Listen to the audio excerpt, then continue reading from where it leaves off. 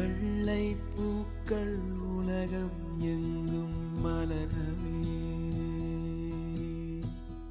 விழியும் பூமி அமைதிக்காக விழிகவே மண்மேல் மஞ்சள் வெளிச்சம் விழுகவே மலரே சோம்பல் முறித்து இழுகவே